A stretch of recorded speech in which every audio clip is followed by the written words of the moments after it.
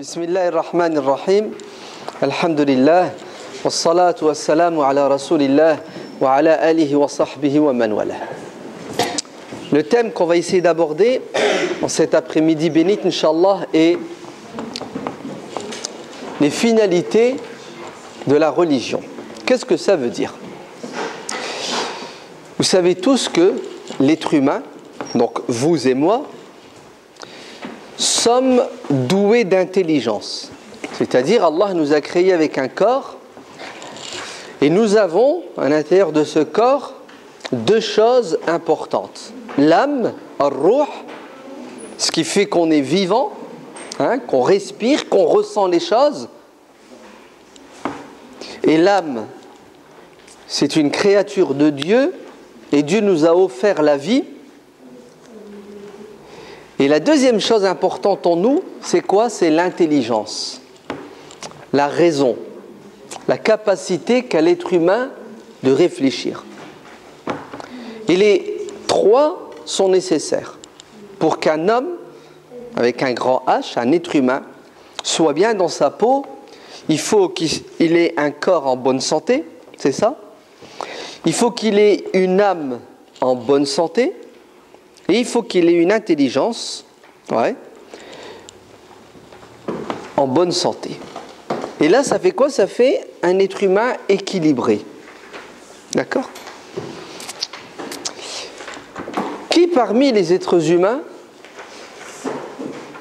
ne jouit pas de l'intelligence? Qui n'a pas cette capacité de distinguer le bien du mal, le vrai du faux?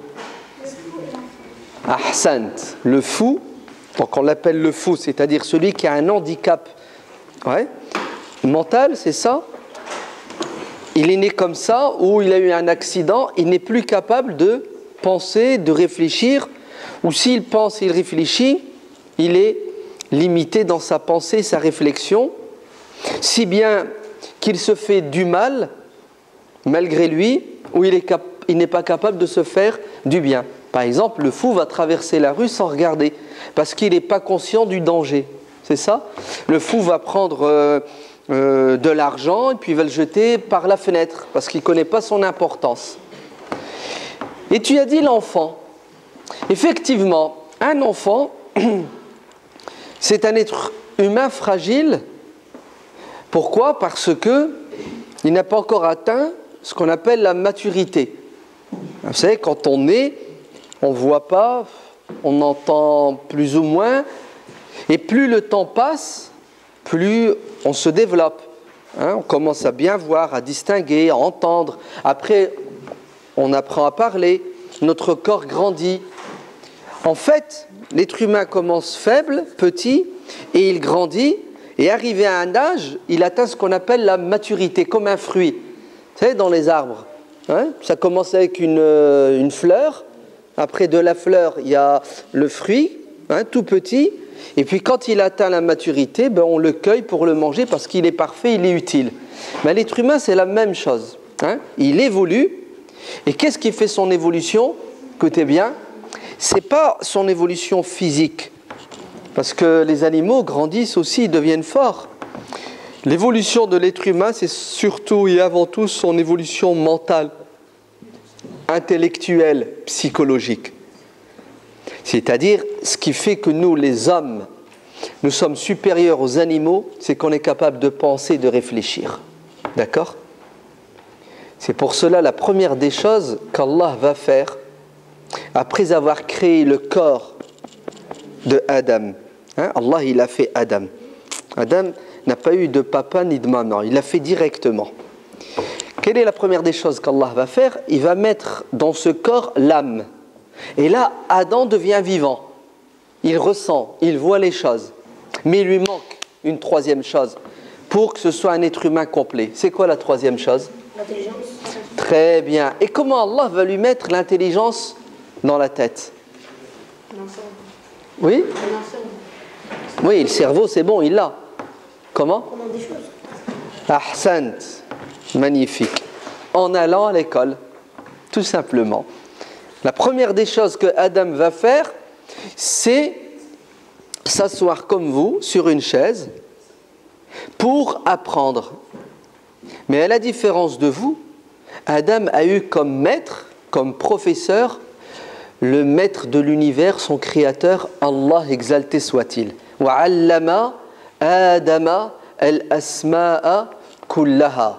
Et oui, Adam est allé à l'école et il a eu un enseignant, un prof, et Allah lui a enseigné ce qu'il devait savoir, ce dont il avait besoin pour être quoi? Pour être intelligent. Regardez, il a créé son corps, il a mis l'âme dans le corps pour qu'il soit vivant, sinon ça serait de l'argile avec de l'eau. Et ensuite, l'intelligence. Et vous savez ce qui va se passer? Adam est au paradis et ensuite, il va quitter cette demeure pour vivre sur terre. Mais pour vivre sur terre, vous savez qu'est-ce qu'il nous faut? Il nous faut la raison, l'intelligence. Très bien. Pourquoi? Pour distinguer le bien du mal, ce qui est bon et ce qui est mauvais, ce qui est dangereux, ce qui est utile, c'est ça, hein, l'être humain il est comme ça, il veut se protéger et il veut grandir et se développer. Mais ce n'est pas suffisant, c'est pas suffisant d'avoir l'intelligence. Ouais.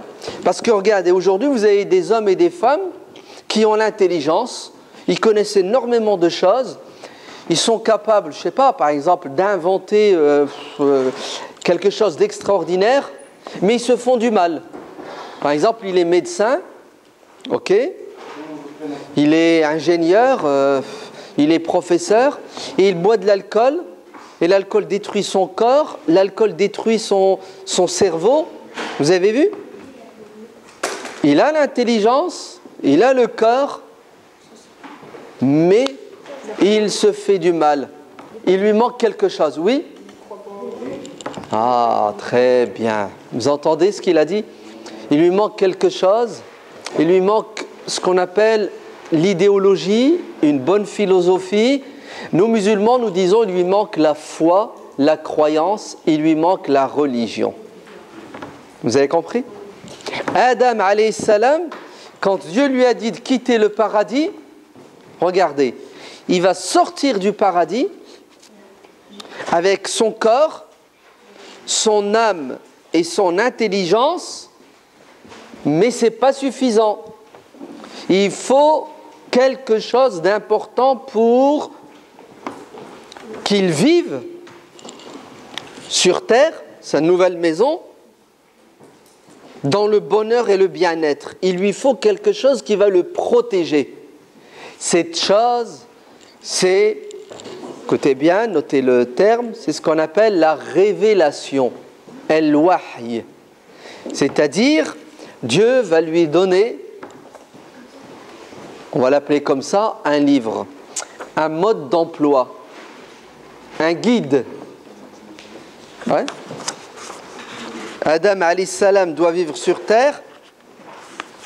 Dieu ne va pas le laisser seul, livré à lui-même.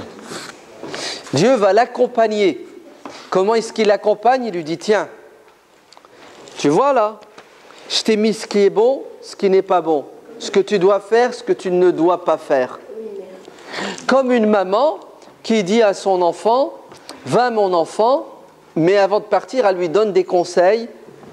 Elle le prévient, c'est ça? Ainsi, écoutez bien, l'être humain est fait d'un corps, il est fait d'une âme, il est fait d'une raison. Les trois doivent être entretenus, les trois doivent en permanence évoluer pour atteindre la perfection, mais tout ça n'est pas suffisant. Il nous faut la révélation, el-wahy, c'est-à-dire l'aide de Dieu. Il faut que Dieu nous accompagne, parce que nous sommes faibles. Mais il faut que Dieu nous accompagne surtout parce que nous avons quelque chose en nous d'important qui s'appelle l'âme. Comme Dieu a mis sur terre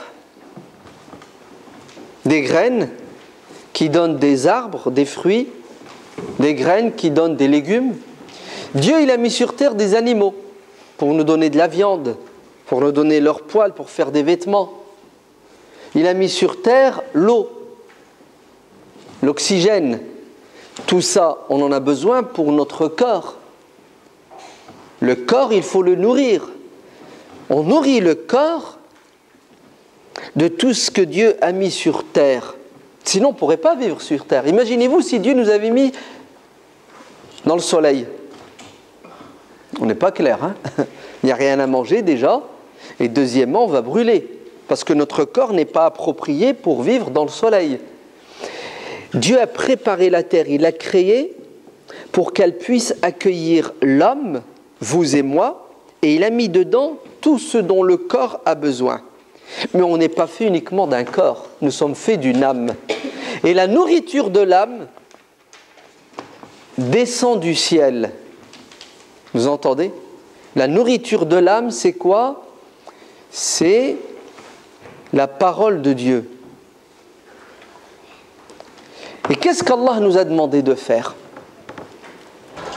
C'est quoi la parole de Dieu? C'est quoi la route que Dieu a tracée? En arabe, la voie, le chemin, la route que nous devons emprunter pour vivre dans le bonheur et le bien-être sur terre et dans l'au-delà, en arabe, on dit... Qui va me donner le mot arabe, hein? La route, le chemin qui mène au paradis sur terre et dans l'au-delà, c'est quoi? El-Qibla, c'est la direction vers laquelle on se dirige pour faire la prière. C'est intelligent, mais c'est pas ça. Oui? At-tariq. Ah, toi, tu fais de l'arabe, ça se voit. Oui, c'est pas bête. Tariq veut dire le chemin, la route. C'est un autre terme. Oui? Quoi? Al-Yusra. Waouh, elle est forte. Sanuyassiruhu lil-yusra. Pas mal, hein? Très intelligent. C'est-à-dire, Dieu va lui faciliter le chemin qui mène au paradis. C'est pas ce mot. Bilal. À 10 €. Qui va trouver? Je retire les 10 €. Vas-y. As-sirat. Comme at-tariq. Ihdina as-sirat al-mustaqim. C'est très intelligent. Le chemin droit. C'est pas ce mot-là. C'est un mot... Vous savez, les ennemis de l'islam, quand ils veulent s'attaquer à l'islam, ils disent toujours « Ouais, les musulmans veulent pratiquer les musulmans, ils sont arriérés parce qu'ils veulent vivre dans un système où c'est la truc... oui? L'iman, c'est la foi. Et c'est ta sœur. Ta sœur, pardon. Alors, non, vous n'arrivez pas à trouver? Oui, Bilal y a trouvé. Je le savais. Ouais. Attention la princesse. Vas-y. Le djihad. Le djihad, c'est l'effort que doit faire le musulman pour adorer Dieu tous les jours. Non, c'est pas tout à fait ça. Ah là là là là. Bon allez, je vais vous donner le mot et vous l'écrivez. C'est la sharia. Ouais. Ben oui, ben il fallait le dire tout à l'heure, tu aurais gagné 10 €. La sharia. Qu'est-ce que veut dire la sharia? En arabe, le terme sharia signifie la route, le chemin, la voie. En fait, la route que Dieu trace, ouais, pour les êtres humains afin qu'ils l'empruntent pour ne pas s'égarer, hein, pour ne pas se tromper, pour ne pas tomber dans les pièges du diable. C'est la voie du paradis, exactement. Mais regardez comment nous allons définir la sharia. Regardez bien. La sharia, c'est la religion. C'est la voie qui mène au paradis sur terre et dans l'au-delà. On est d'accord? La sharia est composée de 4 choses. Vous savez, comme l'autoroute. Ouais, l'autoroute, il y a l'aller, il y a le retour, c'est ça, hein? Mais à l'intérieur, vous avez quoi? Vous avez des 3 voies. Bon. Nous, on va faire une autoroute avec 4 voies. Vous êtes d'accord? La sharia, c'est 4 choses. La première des choses, c'est la croyance, l'aqida, l'iman. Ouais. Dieu nous demande de croire en certaines choses. Il nous demande de croire en lui, il nous demande de croire aux anges, il nous demande de croire au paradis, l'enfer, le jugement. Il nous demande de croire en certaines choses que l'on ne voit pas, qu'on ne pourra pas voir, qui font partie du monde invisible, n'est-ce pas? Et vous êtes d'accord que on est incapable, ouais, de pénétrer dans le monde invisible. Ouais. Donc qu'est-ce qu'on fait à votre avis? Quand Dieu dans le Coran nous dit de croire au paradis et que dans le paradis il y a telle et telle chose, qu'est-ce qu'on fait? On croit sans discuter. Parce qu'on n'a pas les moyens d'aller au paradis, de regarder et de revenir et de dire c'est vrai, c'est bon, c'est pas bon. Le musulman accepte, parce qu'il sait que Dieu dit la vérité, tout ce qui vient de Dieu, sans discuter, parce que il est limité. C'est ça? On est limité. Les anges, on ne les voit pas. Mais on croit, parce qu'Allah nous l'a dit. Donc, la première des choses qui fondent la charia, c'est la croyance, la aqida, c'est ça? L'iman. Deuxièmement,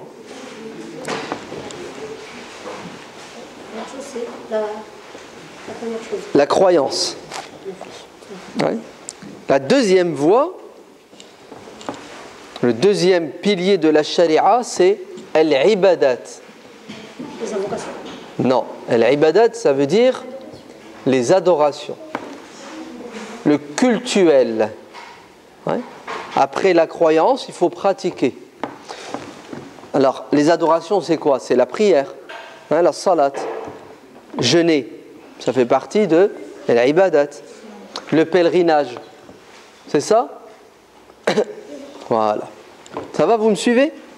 Je crois, et ensuite, je développe ma relation avec Dieu en lui obéissant, en faisant des actes qui ont pour objectif de quoi?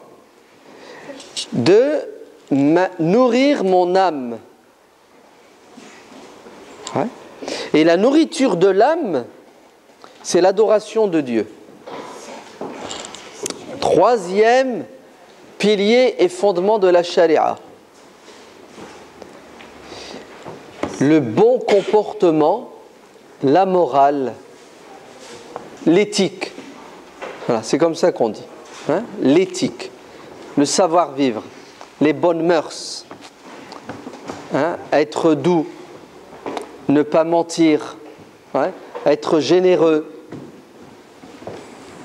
Vous avez compris? Le troisième pilier. Quatrième pilier de la charia, la quatrième voie, ce sont les lois. Parce que les êtres humains sur Terre vivent ensemble, c'est ça? Dans la famille, on est ensemble, dans la société, au travail, dans la rue.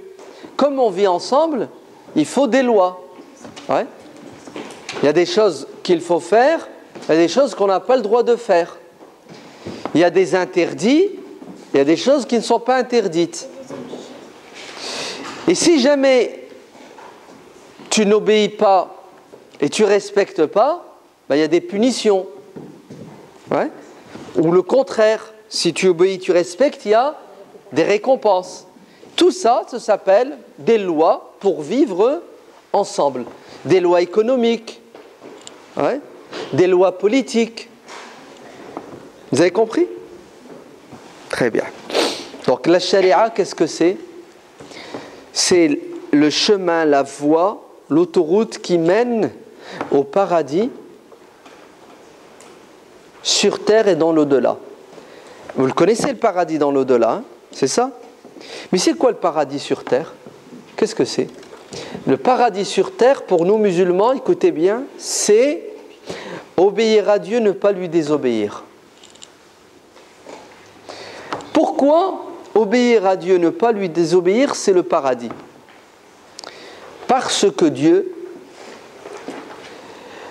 nous interdit tout ce qui est mauvais et tout ce qui est dangereux pour notre corps, pour notre âme et pour notre raison. Vous vous souvenez d'un être humain, qu'est-ce que c'est? Un corps, un âme et une raison. Pour que tu sois heureux sur terre, ben, il faut que ton corps n'ait pas mal. Et s'il a mal, il faut enlever le mal, il faut le soigner. Pour que tu sois heureux sur terre, il faut que ton âme ne souffre pas. Et si elle souffre, il faut vite la soigner. Et pour que tu sois heureux sur terre, il faut que ta raison fonctionne bien. Et si jamais ta raison fonctionne mal, il faut la soigner. C'est logique ou c'est pas logique? Bon, on va prendre un exemple. Ouais. Je prends un couteau et je me donne des coups de couteau. Ouais. Vous êtes bien d'accord que le corps va souffrir. Il n'en veut pas, il n'aime pas. C'est comme ça. Je prends ma main, je la mets dans le feu. Vous êtes d'accord que mon corps va souffrir, ma main. Est-ce que vous pouvez penser et croire une seconde que Dieu va nous demander de mettre notre main dans le feu? Il va nous demander de nous donner des coups de couteau? Pourquoi est-ce que Dieu ne va pas nous demander de faire ça? Parce que si Dieu nous demandait de nous donner des coups de couteau, ça voudrait dire quoi? Ça voudrait dire que Dieu veut qu'on détruise notre corps. Ben alors s'il veut qu'on le détruise, pourquoi il l'a construit? C'est pas logique. Deuxièmement, si Dieu nous dit de nous donner des coups de couteau, ça veut dire quoi? Ça veut dire que Dieu veut qu'on ait mal. Mais pourquoi Dieu voudrait qu'on ait mal? Qu'est-ce qu'il y gagne à ce qu'on ait mal? Ainsi, la charia, vous vous souvenez de ce que ça veut dire la charia? Vous avez compris, hein? La charia, c'est la voie que Dieu nous a tracée. C'est comment on doit et pourquoi on doit croire et comment on doit vivre. Ben, la charia, écoutez bien, a pour objectif de quoi? De protéger, de préserver notre corps, notre santé.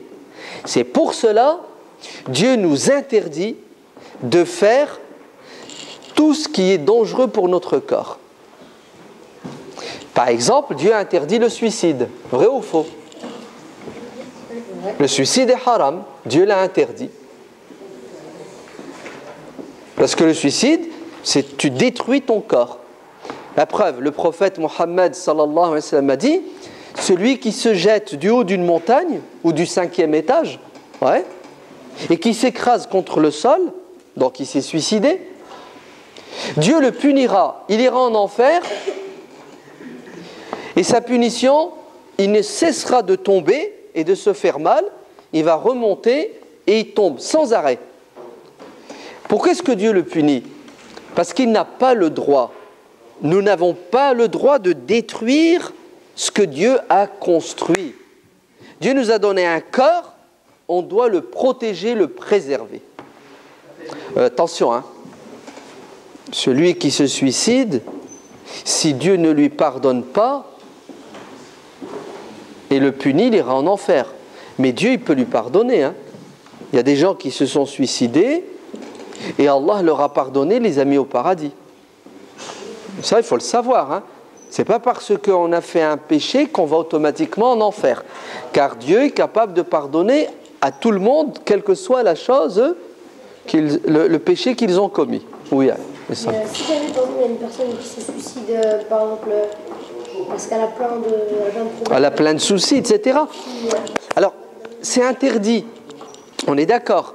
Le suicide est interdit. Maintenant, si quelqu'un, comme tu le dis très bien, il s'est suicidé parce que il souffre et il n'arrive plus à patienter, il a désobéi à Dieu, qu'est-ce qui va lui arriver?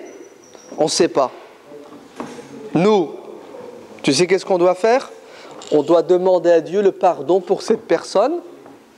Et peut-être grâce à notre pardon, Dieu lui pardonnera et Dieu ne la punira pas. Et même si on ne demande pas pardon et Dieu veut lui pardonner, Dieu lui pardonne. Hein. C'est évident ça. D'accord ? Vous voulez que je vous raconte une histoire ? Oui. Allez, on fait une pause. Ouais. Retenez l'histoire. L'histoire, normalement, vous allez la retenir. C'est pas difficile. Mais c'est très important. Si vous oubliez l'histoire, vous allez oublier tout ce que je dis. Il y a un compagnon du prophète, sallallahu alayhi wa sallam, qui s'appelle Tufail. Tufail. Ouais. Ibn Amro. Il est musulman, il habite loin du prophète et il a décidé de venir à Médine, là où habite le prophète, avec son meilleur ami pour apprendre la religion. Quand il arrive à Médine, il s'installe, ouais, et tous les jours il va à la mosquée pour apprendre. Le problème, c'est que son meilleur ami va tomber malade. Il attrape la fièvre, puis il souffre. Mais il souffre d'une souffrance terrible. Et il souffre tellement, ouais, qu'à un moment donné, il préfère mourir que de rester vivant dans cet état. Et vous savez ce qu'il va faire ? Il va sortir son couteau et il va s'ouvrir les veines. Oui. Oui. Et il va perdre tout son sang. Et il va mourir. Tufail dit: mon meilleur ami s'est donné la mort, je l'ai enterré et j'en ai pleuré. Des nuits et des nuits, tellement il a été peiné par la mort de son meilleur ami, mais il a été peiné par le fait qu'il s'est donné la mort. Et le prophète sallallahu alayhi wa sallam a dit: celui qui se donne la mort en se donnant un coup de couteau sera en enfer et il se donnera des coups de couteau sans arrêt. Donc comme il aime son ami, il dit: mon Dieu, mon ami est en enfer. Et un soir, il s'est endormi, Tufail, et il a fait un rêve. Il a vu qu'il était au paradis et il rencontre son meilleur ami qui était assis sur une chaise, un trône au paradis, dans un palais, vêtu de vêtements magnifiques, beaux, et il était heureux et content. Et Tufail, dans le rêve, lui dit: Subhanallah, tu es au paradis après ce que tu as fait? Tu t'es suicidé? Il lui a dit: oui. Il lui a dit: mais c'est pas possible. Celui qui se suicide, il va en enfer. Il lui a dit: non. J'ai rencontré Dieu et Dieu est pardonneur. Il m'a dit: je te pardonne, entre au paradis. Le problème, c'est que Tufail a remarqué que son ami, quand il lui parlait, il cachait ses mains. Ouais. Vous savez, ces mains-là, elles étaient cachées dans ses vêtements comme ça. Puis Tufail lui dit: pourquoi tu caches tes mains? Il lui dit: parce que j'ai encore les traces de la blessure. Ouais. Vous savez, quand il s'est ouvert les veines, des traces. Et Dieu m'a dit: je te pardonne, entre au paradis. Par contre, ce que tu as détruit, tu vas le garder. C'est un rêve, hein? Donc, il cachait ses mains parce qu'il y avait les traces. Tufail se réveille le matin et il est tout content, tout heureux de ce rêve, parce que on voudrait que les rêves soient des réalités. Comment on va savoir que le rêve est vrai ou faux? Vous savez comment on va savoir? Tufail est parti voir le prophète sallallahu alayhi wa sallam. Et qu'est-ce qu'il a fait? Il a raconté au prophète son rêve. Et là, le prophète va faire un sourire comme il n'a jamais souri. Il était heureux et content. Ouais. Et il va lever les mains au ciel. Il va dire: Ya Allah, comme tu lui as pardonné et tu l'as mis au paradis, répare ses mains, ouais, pour qu'il soit à 100% heureux au paradis. Et Tufail, la tristesse, elle est partie, il était content parce qu'il sait que Dieu a pardonné à son ami, qu'il est au paradis. Et le prophète était encore plus content parce que le prophète, quand quelqu'un fait un péché, il a mal au cœur parce que le prophète ne veut pas que les gens souffrent. Donc, retenez bien ce que je dis. La charia, vous savez ce que c'est la charia, a pour objectif de permettre à l'être humain de vivre le bonheur sur terre et dans l'au-delà. Pour vivre le bonheur sur terre, ton corps ne doit pas souffrir. C'est pour ça que Dieu va nous interdire tout ce qui est dangereux pour le corps. Il va nous interdire de manger certaines choses, de boire certaines choses. Il va nous interdire d'interdire des choses qui sont bonnes. Par exemple, celui qui ose interdire aux musulmans de manger des pommes, de manger de la viande, il commet un péché grave et il désobéit à Dieu. Parce que Dieu a créé les bonnes choses pour nous. S'il y a un imam ou un savant musulman qui vous dit « c'est haram de bien s'habiller, c'est haram de mettre du parfum, c'est haram de se laver », sachez qu'il est fou. Pourquoi est-ce qu'il est fou? Parce que Dieu a créé la terre et il a mis dedans tout ce dont l'être humain a besoin. Et l'être humain, il a besoin pour être heureux de manger ce qui est bon, de boire ce qui est bon, de s'habiller de la meilleure façon, de jouir et de profiter des belles et des bonnes choses que Dieu a créées. S'il y a un musulman, un imam, un savant qui vous dit « c'est haram de dormir », vous dites quoi? Il est fou. Pourquoi il est fou? Parce que c'est contraire à quoi? À la nature, et c'est contraire à la raison. Oui. Magnifique. Il a dit quelque chose d'important. Il a dit c'est contraire à la raison. Vous avez vu?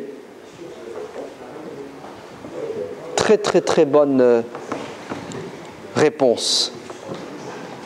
Je vous raconte une histoire.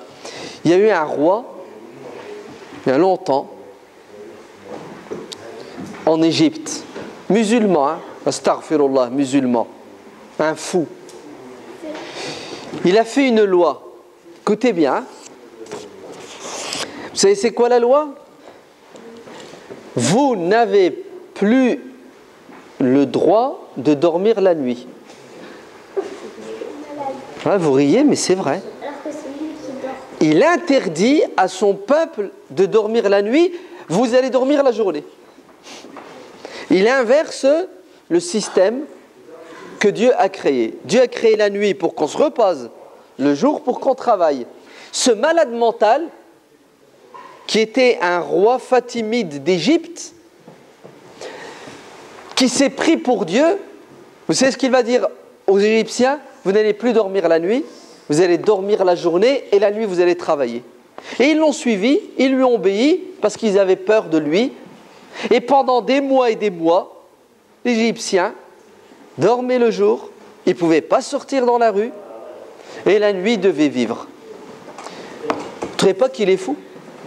Oui, il est tellement fou qu'à un moment donné, il va leur dire « c'est moi Dieu ». Ouais. Ah oui, c'est grave. Et ce genre de personnes, il y en a eu beaucoup dans l'histoire de l'islam, oui. Un musulman ne peut pas dire ça. Vous avez entendu ce qu'elle a dit? C'est choquant qu'un musulman dise ça. Ben, sache qu'il y a des musulmans qui sont fous. Hein, il y a des musulmans qui sont stupides.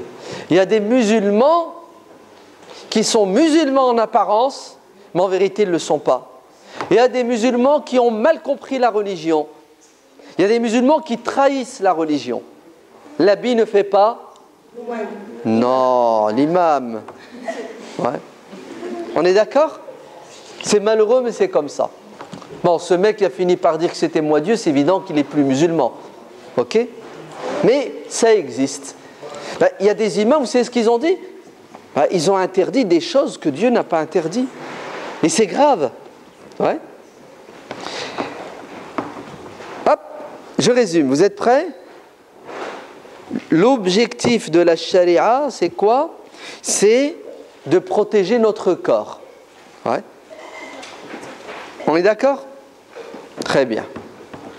La preuve que la charia nous dit de protéger notre corps, c'est que Dieu nous a dit de faire le ramadan, c'est ça? Ouais.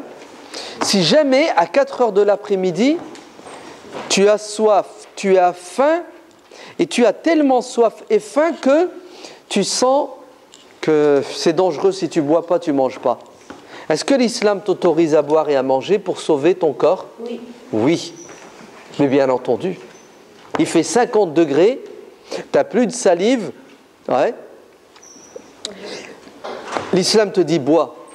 Pourquoi? Parce que l'objectif de la religion, c'est de purifier ton âme. C'est ça? La ibadat, vous vous souvenez, la prière, le ramadan, c'est pour le cœur, c'est pour l'âme. Mais si jamais le ramadan va détruire ton corps, tu l'arrêtes. Regardez, Dieu dit dans le Coran, faites le ramadan, mais si vous êtes malade, on fait quoi? Il ne le fait pas. Exactement. Tu es malade, tu jeûnes pas. Pourquoi tu jeûnes pas quand tu es malade? Parce qu'on n'a pas des médicaments. Parce que quand tu es malade, tu dois te soigner. Oui. Donc vous avez vu comment notre religion elle est intelligente.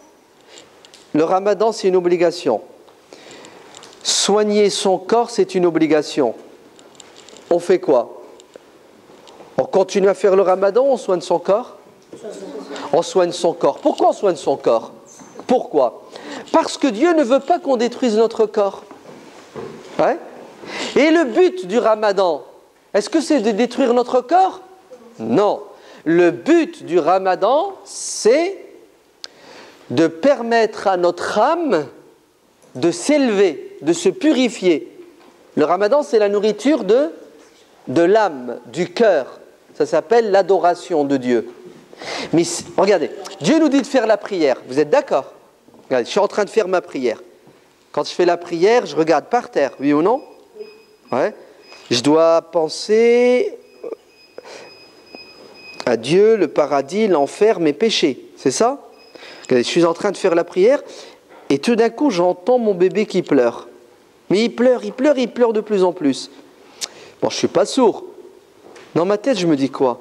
Il a un problème. Mon Dieu, il souffre. Regardez, je suis dans la prière et vous savez ce que je vais faire? Je vais m'occuper du bébé. Je vais carrément arrêter ma prière.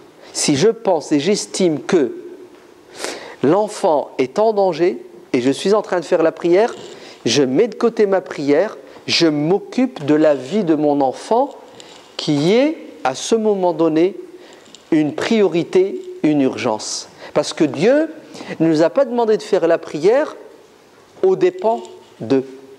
Ouais, je ne vais pas faire la prière et tuer mon enfant. Il y a le feu à la maison. Ouais. Je suis en train de faire la prière, continue à brûler maison. C'est de la folie, oui ou non? C'est de la folie. Logique ou pas logique? Vas-y, tu voulais dire. Le professeur Hassan, quand son bébé a pleuré, il n'a pas tapé la vite. Oui, tout à fait. Le prophète, sallallahu alayhi wa sallam, un jour il faisait la prière et il a entendu un bébé pleurer dans la mosquée. Qu'est-ce qu'il a fait? Il a accéléré la prière. Et au lieu que sa prière dure 10 minutes, il est allé plus vite pour qu'elle dure 3 minutes. Parce qu'il a pitié du bébé qui pleure, il a pitié de sa mère qui dans la prière est perturbée. C'est bien la preuve que, regarde, on est dans la prière et il y a un problème. Le prophète ne veut pas que la prière ait un impact négatif sur la santé psychologique de la mère et de l'enfant. C'est-à-dire que cette religion n'est pas venue uniquement pour protéger le corps, mais elle est venue aussi pour la santé psychologique. Tu as raison. Mais si jamais tu dois arrêter ta prière pour sauver ta peau ou la peau de quelqu'un, mais bien sûr que tu l'arrêtes. C'est évident. Parce que l'objectif de la prière, ce n'est pas de détruire ton corps. Vous avez vu, quand on a deux obligations, faire la prière et sauver un être humain, qu'est-ce qui prend le dessus? Qu'est-ce que tu dois faire en premier? Sauver un être humain, comme le ramadan. Bon, le pèlerinage, vous savez ce que c'est le pèlerinage? Ouais. Allez, j'ai décidé de faire le pèlerinage. Ok, 5 000 €. Je veux aller à l'agence pour prendre le billet. 5 minutes avant, je reçois un coup de fil de quelqu'un qui me dit « Je connais quelqu'un qui est pauvre, qui n'a plus rien à manger et qui a besoin d'argent. Je connais quelqu'un qui est malade, qui doit se faire opérer et il lui faut 5 000 €. Je fais quoi? Je vais au pèlerinage ou je donne les 5 000 € pour sauver cet être humain? Je donne les 5 000 € pour sauver l'être humain. Pourquoi? Parce que dans notre religion, écoutez bien, il y a ce qu'on appelle des urgences. Le pèlerinage peut attendre, mais la vie d'un être humain, elle n'a pas de prix. Mais exactement. Si je m'en vais au pèlerinage et je reviens, ben il est mort. C'est de ma faute. Non-assistance à personne en danger. Logique ou pas logique? Donc, la charia a pour objectif de protéger notre corps, c'est ça? C'est pour cela, Dieu nous interdit ce qui est mauvais, et nous interdit de faire ce qui est dangereux pour notre santé physique et morale aussi, psychologique. Et tout ce que Dieu nous a dit de faire, c'est bon pour notre santé physique, morale et psychologique. Vous avez compris? Donc si demain quelqu'un, imam, savant musulman, vous dit de faire quelque chose qui est contraire à la préservation de votre santé physique, psychologique, est-ce qu'il faudra écouter et obéir? Non. Même s'il vous dit, Dieu a dit, le prophète a dit, c'est ce que vous devez vous dire? C'est pas vrai. Dieu ne peut pas avoir dit ça. Le prophète ne peut pas dire ça. Impossible. C'est n'importe quoi ce qu'il dit.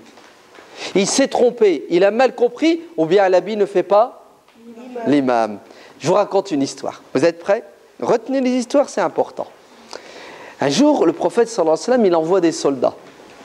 Ils vont faire ce qu'ils ont à faire. Et il y en a un qui s'est blessé à la tête.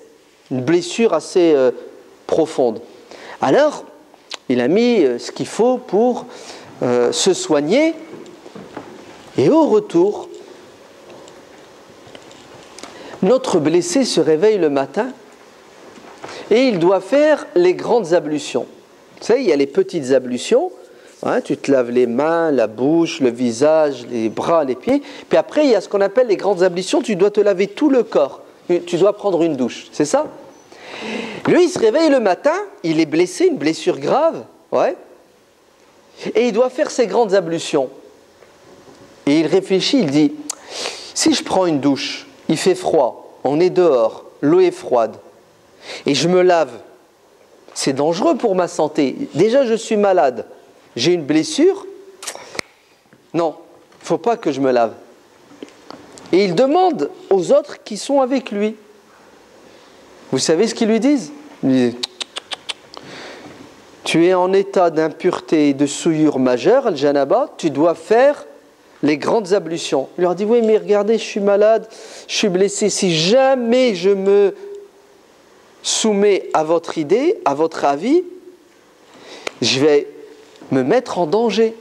Ils leur dit, tu n'as pas le choix. La religion t'impose de faire tes grandes ablutions. Oui, mais si je fais mes grandes ablutions, c'est dangereux pour ma santé? Non, c'est comme ça la religion. La prière, les ablutions, c'est plus important que toute chose. Vous voyez comment ils ont pensé? Vous savez ce qu'il va faire, Mskin? Il va quand même faire ses grandes ablutions. Il va les écouter, il va les suivre. Et quand il va finir ses grandes ablutions, il va mourir. Les grandes ablutions, le fait qu'il ait pris une douche froide, dehors, ça va le tuer parce qu'il était déjà physiquement affaibli. Et quand il est mort, c'est ce qu'ils ont fait, ils l'ont enterré. Ils sont rentrés à Médine. Prophète, salam alaikum, alaikum salam, racontez-moi. Ben voilà, on a fait ça, et puis il y en a un qui est tombé malade, et il lui raconte, et on lui a dit de faire les grandes ablutions. Prophète, tu sais, il ne voulait pas les faire. Pour lui, c'était trop dangereux, et nous on lui a dit non, les grandes ablutions c'est obligatoire.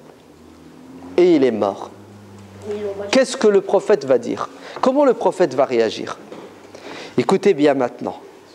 Le prophète sallallahu alayhi wa sallam va leur dire, écoutez bien, vous l'avez tué. C'est de votre faute s'il est mort. Vous l'avez tué, que Dieu vous tue. Vous l'avez tué, que Dieu vous tue. Vous l'avez tué, que Dieu vous tue. Lorsqu'on ne sait pas, on questionne. Vous n'êtes pas des savants. Vous n'avez pas le droit de vous exprimer sur des questions quand vous n'êtes pas habilité. Vous avez vu comment un musulman qui a mal compris sa religion peut tuer quelqu'un au nom de la religion? Comment un imam qui a mal compris sa religion peut mettre quelqu'un dans la difficulté? C'est clair ou c'est pas clair? Donc, je reviens et je résume. L'objectif de la religion, c'est de protéger quoi? Le corps, la santé. C'est pour cela, le prophète sallallahu alayhi wa sallam a dit, lorsque des compagnons l'ont questionné, prophète, on fait quoi quand on est malade? Est-ce qu'on peut se soigner? Le prophète a dit, soignez-vous, car il n'y a de maladie qui soit sur terre si ce n'est qu'elle n'ait un remède. C'est-à-dire, toutes les maladies, on peut les soigner. Vous entendez? Le problème, c'est qu'il faut que la science évolue, il faut que la recherche se développe pour comprendre. Ouais. Et une fois qu'on a compris, hop, on crée le médicament. C'est pour ça, aujourd'hui, il y a des maladies qui n'existent plus. Parce qu'on a trouvé le remède. Mais aujourd'hui, il y a des maladies, on n'arrive pas à les soigner. Peut-être que dans 5 ans, dans 10 ans, dans 20 ans, elle n'existera plus parce qu'on aura fait un effort intellectuel pour trouver le remède. Alors, c'est intelligent. Est-ce que le prophète sallallahu alayhi wa sallam a dit à ces musulmans-là, ne vous soignez pas, ça ne sert à rien, si vous devez mourir, vous allez mourir? Il leur a dit ça? Donc, est-ce que notre religion, elle est contre le bien-être de l'être humain? Non. On est d'accord? Ça, c'est le premier point. Non, il faut que je vous raconte une histoire quand même. Comme ça, vous allez bien retenir. Oui, mon grand. Oui, mais il y a beaucoup de prophètes qui ont été morts pendant la prière. Oui, C'est pas qui les tuaient. c'est vrai, ça arrive. Pourquoi ils n'arrêtaient pas la prière? C'est parce que ceux qui les ont tués pendant qu'ils faisaient la prière, les ont tués en traîtres. Comme c'est arrivé il y a 3 mois en Égypte. Il y a 3 mois en Égypte, il y a des musulmans qui faisaient la prière le matin, et puis il y a des soldats du diable qui leur ont tiré dessus, mais eux, ils ne les voyaient pas, ils étaient dans la prière, et les autres, ils étaient derrière eux, et ils leur ont tiré dessus. Ouais, et ils en ont tué des centaines. Mais les autres, quand ils ont entendu les coups de feu, ben, ils ont arrêté la prière et puis ils sont partis. Ouais. Je vous raconte une histoire. D'accord? Un jour, le prophète, sallallahu alayhi wa sallam, va choisir quelques compagnons et il va les envoyer en mission. Il va leur dire, vous allez les faire quelque chose.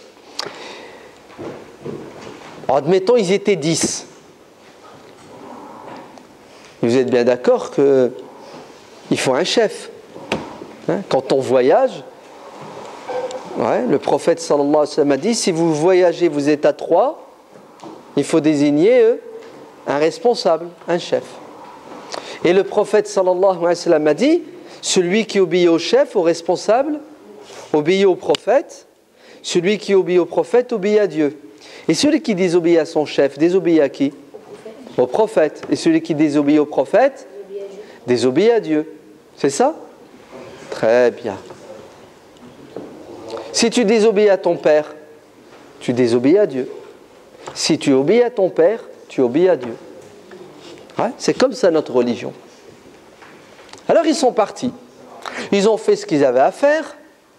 Et sur la route, il va se passer quelque chose d'incroyable. Vous savez quoi? Ils vont se disputer. Eh oui.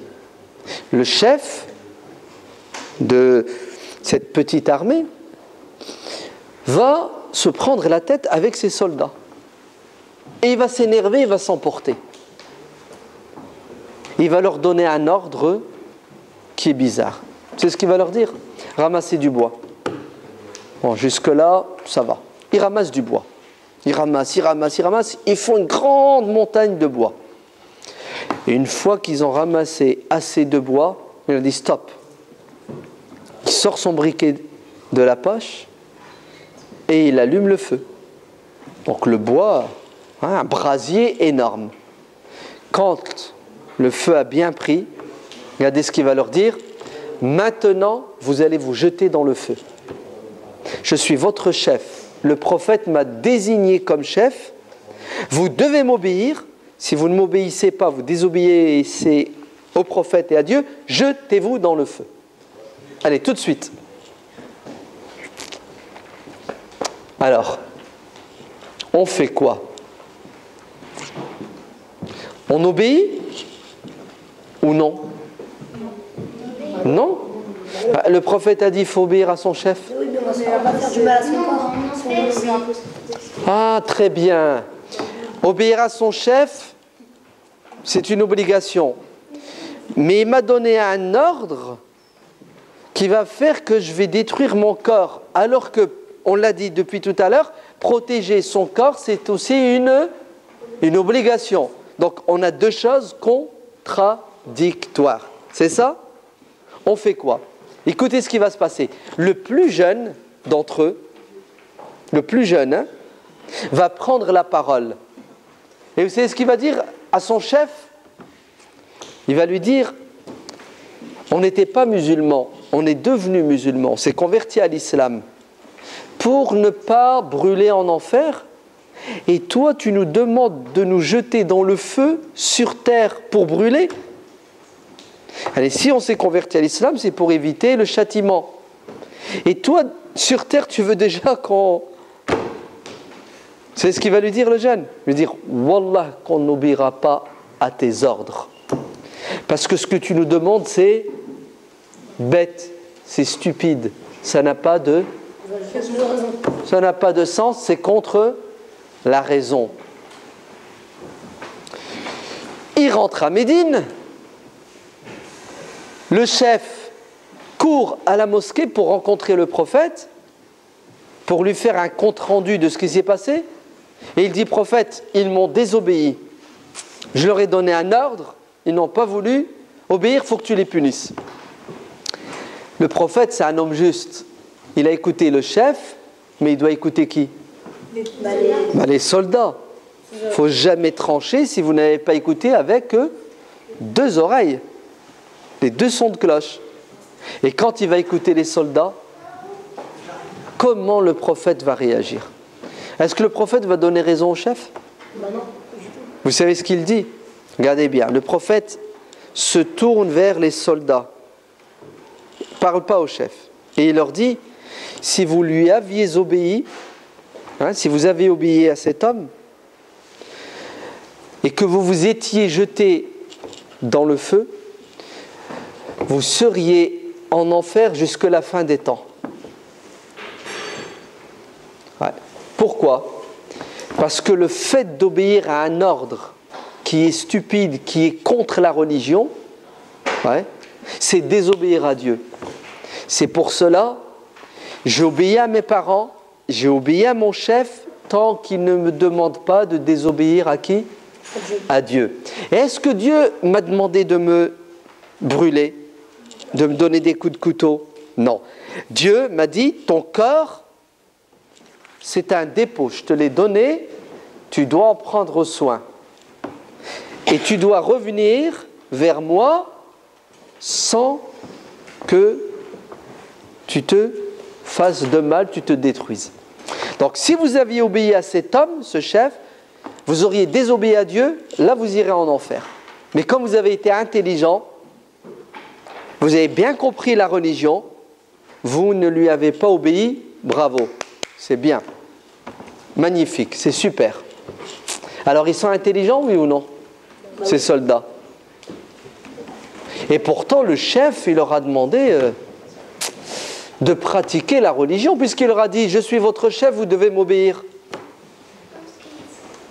En fait, le prophète sallallahu alayhi wa sallam a dit, innama at-ta'atu fil ma'ruf. On obéit quand l'ordre est censé. Quand tu me dis de faire quelque chose de logique. Quand tu me dis de faire quelque chose qui est bon, qui est utile. Parce que la religion ne peut pas nous demander de faire quelque chose qui est inutile, dangereux, mauvais pour notre corps. Est-ce que c'est clair? Ça, c'est le premier point. L'objectif de la charia, c'est de garantir le bien-être de l'être humain, de réaliser le bien-être et le bonheur de l'être humain. C'est pour cela, tout ce qui est mauvais, dangereux est interdit, tout ce qui est bon et utile est autorisé. On est d'accord? Deuxièmement, l'objectif de la charia, ce n'est pas uniquement de protéger le corps, c'est de protéger la raison. Vous êtes bien d'accord, on a besoin de la raison, on l'a dit tout à l'heure.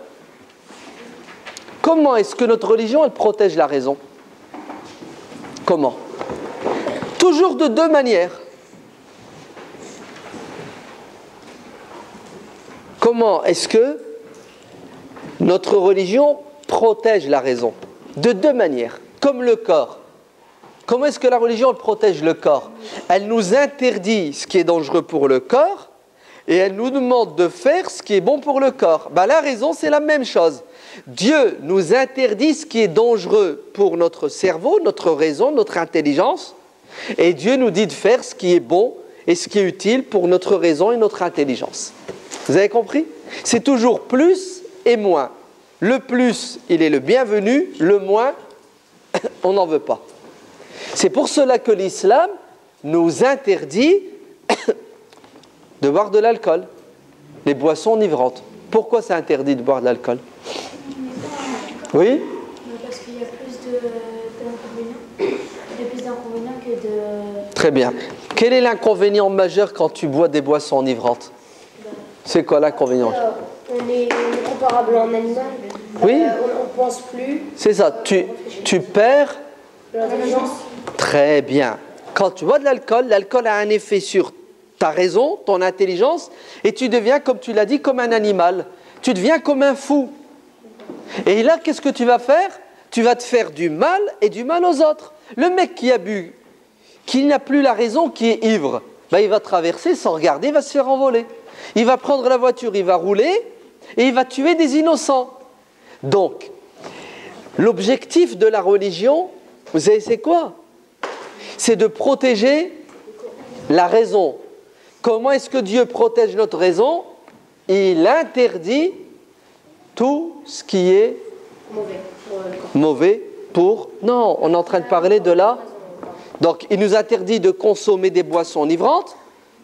La drogue, on peut... Pourquoi? Ça handicap? Est-ce qu'on a le droit d'être superstitieux? Superstitieux. C'est stupide, c'est dangereux pour la raison. Allez, la personne, elle marche, elle voit un chien noir. Oh, je vais voir un malheur aujourd'hui. J'ai vu un chien noir, un chat noir. Vous avez vu? Vous avez vu la bêtise, la stupidité? Non, vous savez quoi? La personne, elle s'est réveillée. Écoutez bien. Et vous savez ce qu'elle a fait? Elle a pris le journal et puis elle est partie regarder une rubrique qui s'appelle l'horoscope. C'est ça? Je suis né quand? Le 23 novembre. Oh là là, attention, attendez. Regardez, d'après Pluton et Neptune, ceux qui sont nés le 23 novembre, aujourd'hui, ils vont avoir un accident. C'est ce qu'elle fait la personne? Ah, moi je ne sors pas, je reste chez moi, parce que d'après Pluton et Neptune, si je vais dehors, je vais avoir un malheur. Est-ce que vous avez vu comment cette croyance peut avoir un effet négatif sur notre vie de tous les jours?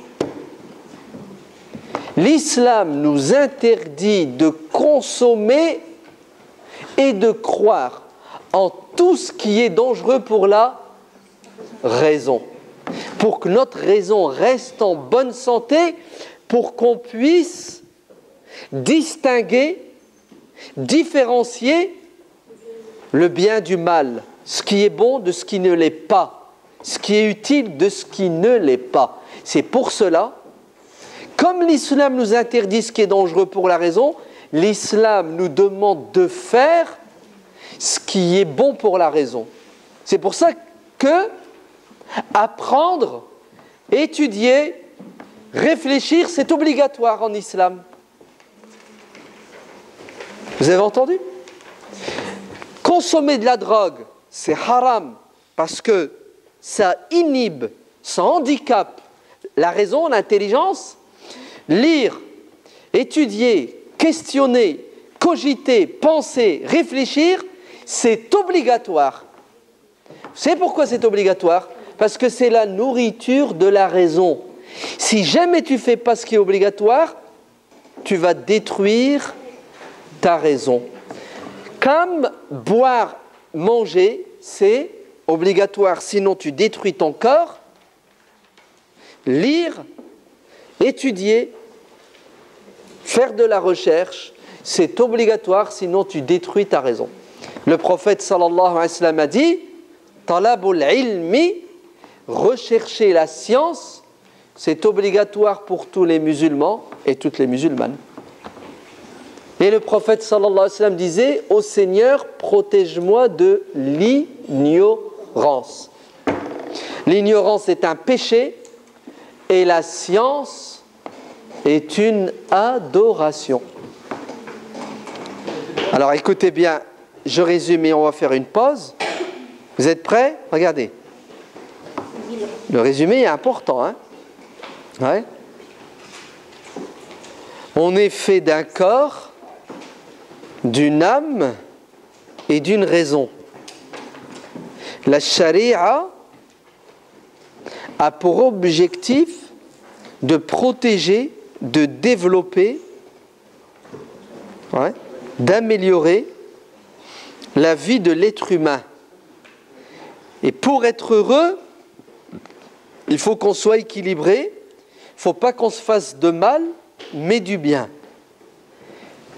Il faut qu'on prenne soin de notre corps, de notre cœur et de notre raison. Comment va-t-on prendre soin de tout cela? En obéissant à Dieu. Dieu nous a interdit de faire des choses et il nous demande de faire des choses. Tout ce qu'il nous a interdit, c'est parce que c'est dangereux pour notre corps, notre âme et notre raison.